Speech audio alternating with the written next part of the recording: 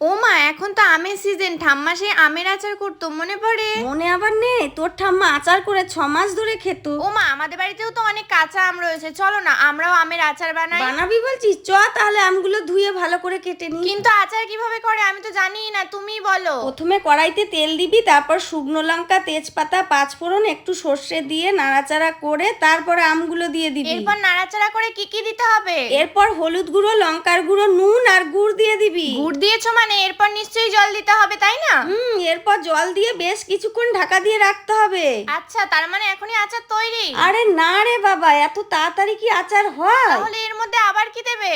এর মধ্যে চিনি দিয়ে জলটাকে ভালো করে শুকোতে হবে। তাহলে এরপর নিশ্চয়ই আচারটা রেডি হয়ে গেল? আরে বাবা, তুই তো খুব অধৈর্য। এর মধ্যে ভাজা মশলাটা দেবো না নাকি? ভাজা মশলা বলতে কি কি দিয়েছো? ধনে, মৌরি, শুকনো লঙ্কা ভেজে গুঁড়িয়ে দিয়ে দিয়েছি। যাক, তাহলে আমাকে এক বাটি দাও। দাঁড়া, আগে দুদিন রোদে দেবো না?